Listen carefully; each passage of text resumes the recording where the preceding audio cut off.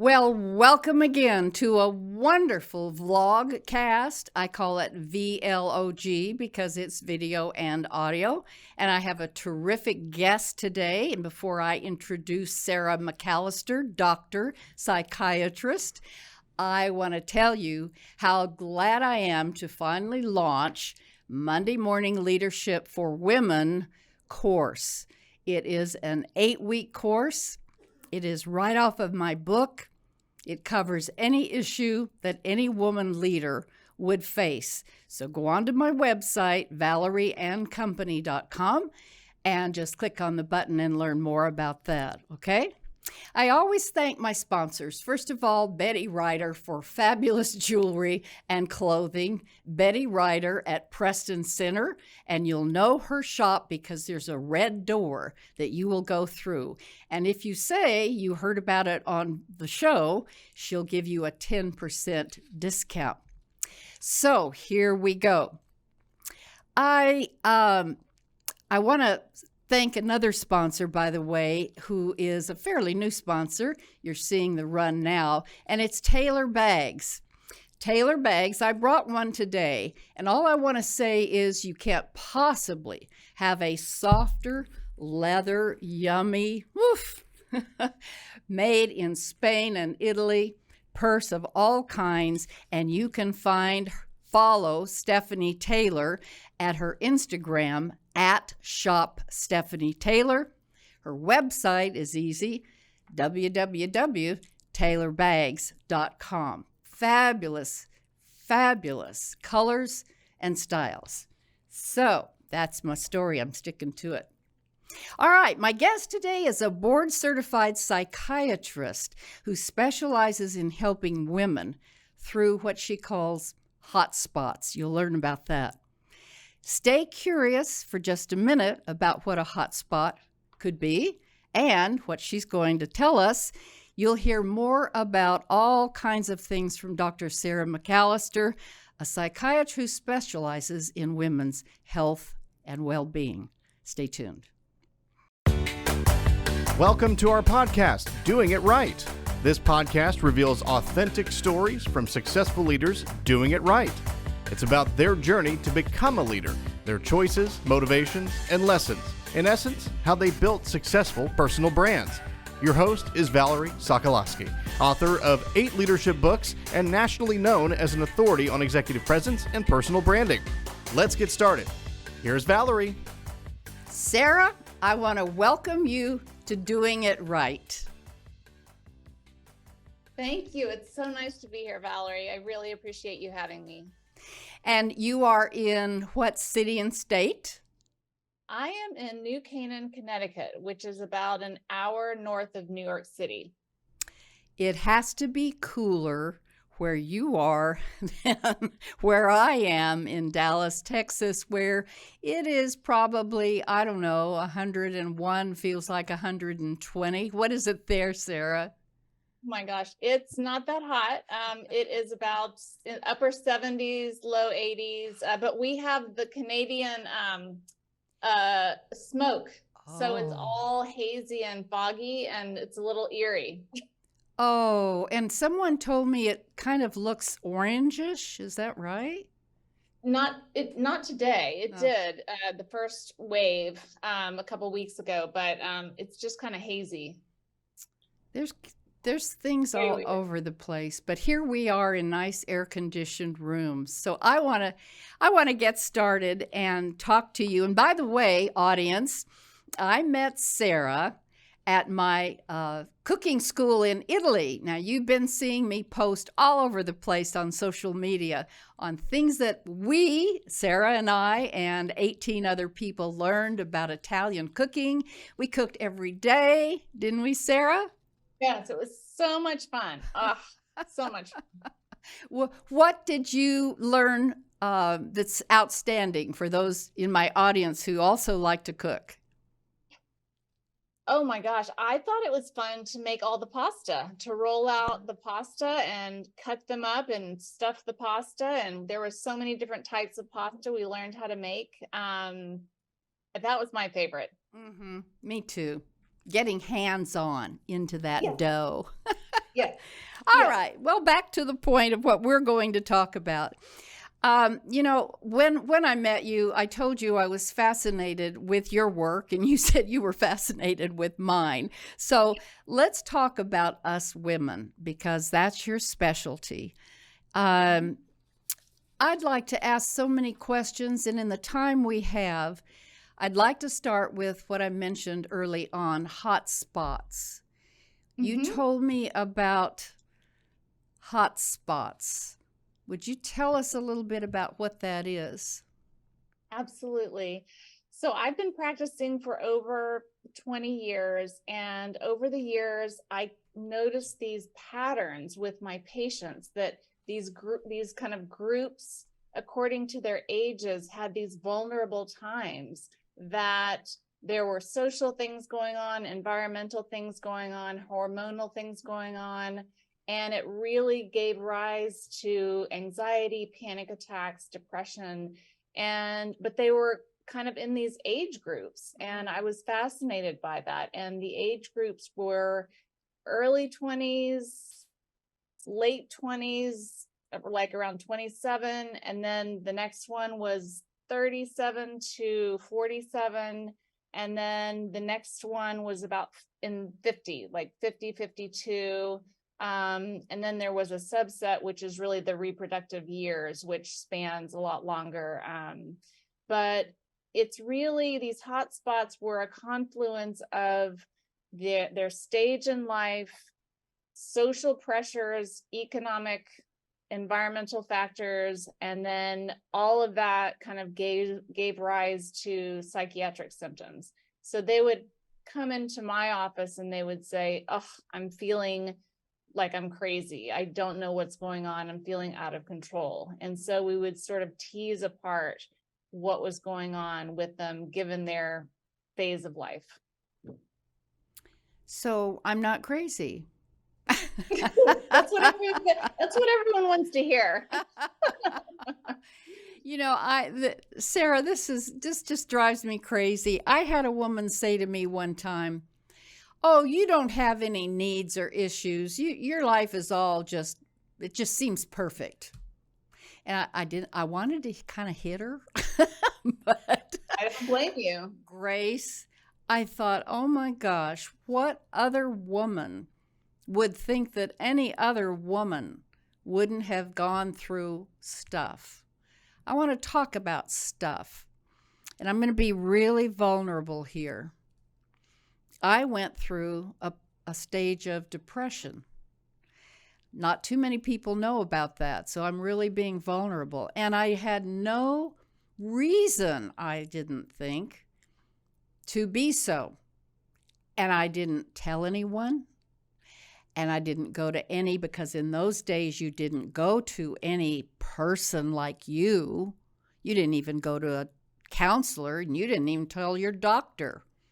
And so I stuffed it. Now, at that time, I had 3 children under 4 at one point, and my husband's job was one with IBM, and he was climbing his ladder, and that meant a lot of travel. Unpack that. That's a hot spot. Is it? Yeah. Yeah. I mean, you had 3 children under the age of 4, which means that you had gone through 3 pregnancies, I'm assuming. Mm-hmm. And that is a roller coaster of emotions and hormones. And you were under stress, meaning you had high cortisol levels going through your brain, and trying to manage a household and 3 children, and there's really no respite. And so you probably, with all that cortisol, eventually cortisol just burns out, and then you're left with depression. So probably all of that energy became depleted, and it left you with a depressive episode. And I'm not sure the amount of support you got during that time, but it sounds like you were taking care of everything. Well, exactly. And had I shared it with anyone, I would have gotten lots of support. But this leads to another point. I was a very independent. I don't suppose you know any of those like us, right, Sarah? Woman in charge, used to having control. And I lost it. I didn't have control. And I bring that up for encouragement, Sarah, as you and I have talked. Women need encouragement, I think, these days. Do you agree with that? Oh my gosh. No, I'm so glad that you bring that up, because I think we were kind of fed a lie in the 70s, 80s, and 90s that women could do it all. You know, those commercials like you've come a long way, baby, or the Anjali perfume commercial. You know, I can bring home the bacon and fry it up in a pan. And all of those messages told us that you can have the high-powered career. You can run the home. You can make your man happy. You can do it all. And a couple of generations of women really bought that. And so we are still trying to do that and take care of everyone and take care of everything and keep it all together. And it truly makes us break. I mean, everyone has a breaking point. By the time you get to having children and running a household and possibly, having a job, you just don't have the energy anymore to do all of that. And that's another hot spot. When I see a patient, they're like, I used to be able to do all this in my 20s. And I tell them, but you didn't have any kids. You didn't have a job. You didn't have a husband. Like, you can't do all of these things when you're taking care of this many things. And they feel like it's a failure on their part that they're not, doing it all 100%. But that's the message that we have been given, that we should, and it's a failure if we don't. And Sarah, thank you for that. It's also kind of a dichotomy, because today I watch the news, well, not so much anymore, but I watch these initiatives of the power woman and the women that are burning their bras in their parades and all of that. What are we women doing to us women, Sarah? Isn't that causing more anxiety? I do think that it's causing a lot more anxiety. I really regret if women are turning against each other. That's absolutely not the answer at all. Where are they burning their bras? I haven't heard that. I haven't heard that part. Well, in Europe, I saw that, I'll tell you. But they're getting, I'll just say it this way. There's so much anger out there. Why have one more thing to be angry about and parade about? Women's issues, women this, we've got to be at the top. There aren't enough of women in the boards, the blah, blah, blah, blah, blah. It's as if it can sound like we're beginning to feel a bit entitled because we are of a certain gender. There's so much, well, this group is entitled, this group is entitled. I guess my question is around your thoughts as we raise children, Sarah. And you have had how many children? Two of my own and 2 stepkids. Okay, so we're talking in the same language here. What do we tell our children and grandchildren about staying, I guess, civil and respectful in a world where there is just a lot of chaos and change and issues? It's just one more thing we could, and some do, just get all up in arms about.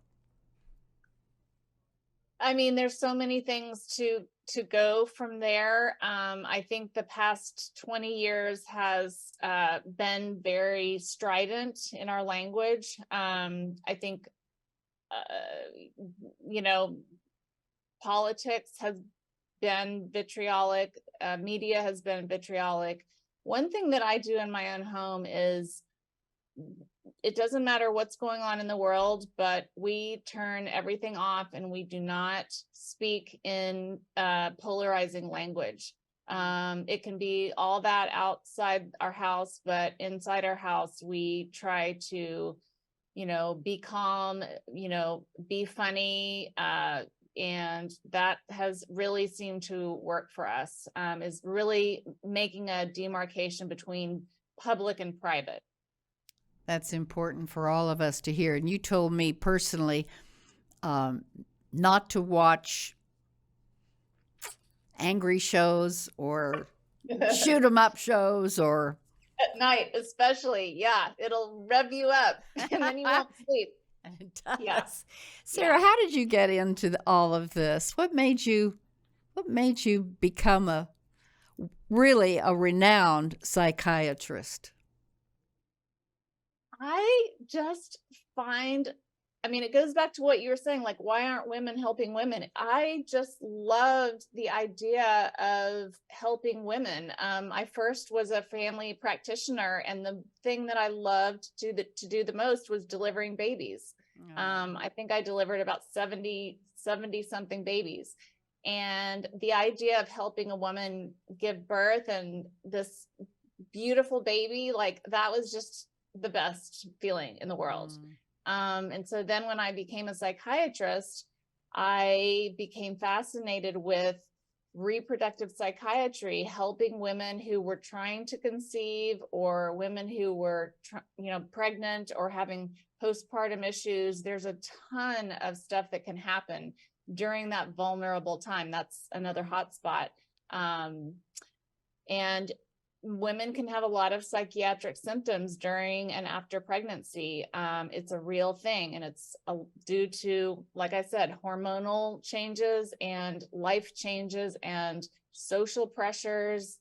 And so I just feel like I'm in the trenches with them, is kind of my mantra, how to help these women, through these hard times. And the wonderful thing is I get to see women get better, and that is so rewarding. I've, been doing this so long that I've seen women, when they're right out of school and now they're moms with their own kids, and I get to see their lifespan, and share it with them. So, I'm sad about what you're saying, that if women are not, rallying together, that's totally the opposite what we should be doing right now. Yeah, a lot of shoulds. Speaking of shoulds, if we can go there for a minute, the guilt thing. You just described how some women feel after a baby's born, and oh my gosh, I shouldn't feel depressed, and I felt that. What have I got? Anything? Why am I feeling so down? Mm-hmm. Guilt. I want to talk about guilt. Yes, because I love that. Okay, talk about women feeling guilty. It's a monkey on my back. Women, my patients talk about feeling guilty all of the time. All of the time. And I tell them guilt is fake news. That's great. Guilt is fake news. Guilt is a social construct. Guilt can be a good thing in that it makes people in society obey laws or obey social constraints. And guilt also helps, particularly women, keep the society going, meaning they do the labor of society. They have the babies, they run the house, they take care of the elderly. So the guilt and shame keeps women sort of, in their lane, making society run. Women who did not follow social mores were called witches, or were burned at the stake, or had a, letter A emblazoned on their dress. So, there's a lot of pressure to stay within, the rules of being a good woman. Mm-hmm. And I think it really came to a head when women went into the workforce, and now they have the additional pressure of earning a paycheck. And so whether you talk to a stay-at-home mom or you talk to a mom who's working full-time, mm-hmm. they both feel guilty. The working mom is guilty that she's not taking care of her family, and the stay-at-home mom is feeling guilty that she's not earning a paycheck. They just feel guilty. It's all around us. And I think that women feel guilty because the primary driver of society is to make sure that women are taking care of society's needs. And we feel that all the time. And so if we're not taking care of society's needs, whether it's a job, an elderly parent, a child, if we think about ourselves and do something for ourselves or say no to a commitment, then we feel guilty.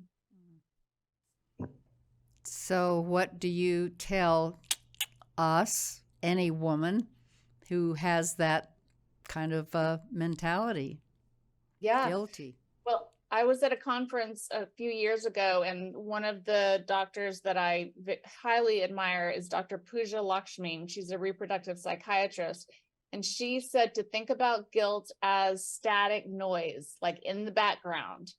Don't pay attention to it. It's all around us. It's there. It's static noise. Just ignore it. And so I took hers a little more dramatic by calling it fake news. Because if you think about fake news, you're like, I'm not going to listen to that because that's fake. That's not going to help me make a good decision. You know what? That's sticky to me. When I look at it the way you just described it, it kind of sticks up here. I ask you what question maybe no one has asked you and you'd like me to, and so I'm going to, and that is, we're all looking for balance, Sarah, men and women, balance in our life. You're balancing your career, raising your children, being a wife, traveling. So what say you? The only thing that I have come up with is slow down, have access to nature, and decrease technology. Our brains have, evolved for thousands and thousands of years, really just to be in the fields or in the forests. Our brains have not evolved fast enough to live in cities, obviously adapt to this fast technology, and it's very toxic. So in terms of balance, the best thing I can say is slow down, say no, decrease commitments. I'll give you an example today. I had to take my car into service, play tennis with my friends, work, do this Zoom thing, and then get my hair cut. And so I said, okay, I've got to take something off. I'm feeling overwhelmed. So I ditched the car. I ditched the hair. I kept my friends because I need my friends more than my car. And of course I wanted to see Valerie. So, and I had to work. So, and I don't feel guilty about it. I say I take things off my plate when I'm feeling overwhelmed. And I've practiced this for years and years, and I don't feel that guilt anymore. So glad you talked about it, because there's a lot of us that have to keep shedding it. And and in my executive coaching part of what I do, training and development and coaching, and this, it comes up a lot about how I should feel. So we don't want to, I think, the point you just said about the brain, I think that's kind of where I want to go, which is we put in our brains what we put in, and therefore it gets up there. So will you tell us just a little bit about our brain and how we can make sure that we are putting the right things up there so we don't have to go through some of the things your patients come to you for? Well, I think I love the word that you say, should. Should is another Right. dangerous word. I say all the time to my patients, there is a difference between should and reality. And let's figure out reality first. And once again, should is just another external force that is trying to drive our behavior. And I'm glad that you brought that up, because, if you find yourself saying should, that's a red flag right there. So I'm not a big fan of should. Well, I don't like it either, so we're not going to use it anymore. There's one more thing that I find some women say a lot. I'm sorry. Oh, I'm sorry. I'm sorry. Yes. Yes. And I hate it. And I do it all the time too. How sorry can we get, Sarah? I know. I think it goes back to what I was saying about guilt and shame. Like there's something about us that feels like we don't have the right to exist. And if we impose ourselves on someone or we make a mistake, we are just filled with shame and we have to apologize to strangers, just for existing. Yeah, we need to work on that. I have a group of friends and we're always like catching each other, like, do not say sorry. As often, right? All right. You talked about midlife crisis, and one of your takeaways, top takeaways that you've learned in life, and you shared is that midlife crisis is normal. Yes. I'd like you to fill in the blanks a little bit on that. A lot of people are going through midlife crisis or, Sarah, transition. Lots of people, men and women, going through transition. Can you help us with that? Absolutely. Absolutely. So there's a school of thought that there is a first half of life and a second half of life. The first half of life is very well tread and very well planned out for us. Education, finding a job, finding a partner, buying a house, having children, having a family. It's all this upward trajectory on the outside that we believe will make us happy. And the midlife crisis occurs when we've done all of those things and we're, in our 40s, approaching 50s. And what I hear from people is this feeling of discontent and emptiness. And is this it? And that causes people to freak out. And so that's when you see people having an affair or buying a red sports car or getting divorced. They don't know what to do with that emptiness. So they go back to first half of life things in order to fill that void. And so the second half of life is an inside job. The second half of life is about, how do I really want to spend my time? Who do I want to spend my time with? Who makes me feel good? What is my legacy going to be? How do I give back to the younger generations? And those questions are hard to answer. And they take a long time to answer. So the midlife is really that transition point of emptiness where you are pondering those questions. And if you just sit still and allow yourself to feel those feelings and think those thoughts, that is a way of transitioning gracefully from the first to the second half of life. The problem is that the crisis occurs when people are acting out of their fear. It makes perfect sense and very wise. So if you were to tell a child, a 12-year-old, let's say, your piece of advice, a young 12-year-old girl, with all the things that you deal with and having grown up yourself and made your career and all of that, what's the greatest piece of advice you would give to our audience, whether it's a mom or a dad thinking about what they might say to a young girl? What would that be? The thing that jumps out at me is to listen to your own inner voice. The majority of people who get kind of stuck or make mistakes is when they're listening to other people or they're listening to kind of voices from the past, meaning things that their father used to say or their mother used to say, and they're not really listening to their own kind of internal compass. And so if I could talk to a 12-year-old girl, I would encourage her to develop an internal compass. of what is guiding her, and knowing in her heart that she knows what's best for her. Really, no, her parents, yes, they know what is best for her most of the time. But as she gets older, she's going to know what is best, no matter what anybody says. And I have stuck to that with my patients from, I don't know, 20 years old to 60 years old. And when they listen to their internal voice, they find their path, they find their way. So I think that's what I would tell that little girl.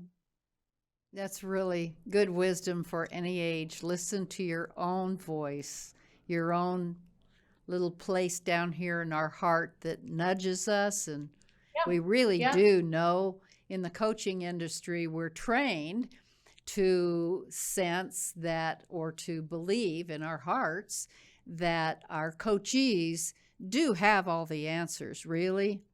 Yeah. They just need someone externally sometimes to bring it out. This has been fascinating. Is there anything you want to leave us with that above what we've talked about, Sarah?